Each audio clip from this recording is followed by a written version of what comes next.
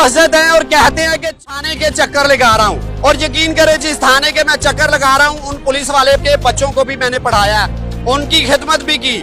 میں نے ایسا کوئی گھر نہیں چھوڑا جن کے بچوں کو میں نے پڑھایا نہ ہو، اور میری استادی کا مجھے صلہ یہ مل رہا ہے کہ میں تھانے کے چکر لگاتا ہوں اور پولیس والے میرے ساتھ بدتمیزی کرتے ہیں اور کہتے ہیں کہ دفع ہو جاؤ، ہمارے احسان کے لیے آپ امام مسجدی کر رہے ہو، ہمارے بچوں کو پڑھا رہے ہو، یا دین کا معاملہ ہمارے احسان کے لیے تھوڑی کر رہے ہو۔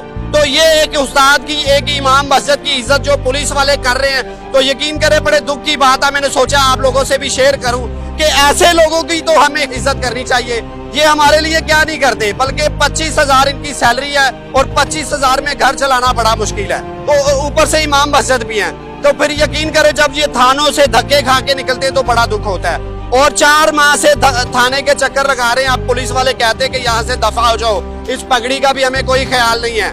امام مسجد تو ہمارے لیے کوئی احسان نہیں کیا، آپ نے قرآن حفظ کیا، کوئی احسان نہیں کیا، اور بیچارہ رو رہا تھا، کہتا ہے کہ میں نے ہزاروں کی تعداد میں بچے پڑھائے ہیں، ہو سکتا ہے ان میں سے کوئی پولیس والا بھی ہو، وہی اٹھ کے مجھے باتیں کر رہا ہے۔ بڑا دکھ ہوتا ہماری پولیس پہ جب ایسے لوگوں کو دھتکارا جاتا ہے، اور میں پوچھوں گا کہ چوری کیا ہوا اور اس کو کیوں نہیں انصاف ملا؟ 4 ماہ سے بیچارے کی 25,000 سیلری ہے، تھانے کے 3 چکر لگے، 25,000 گیا۔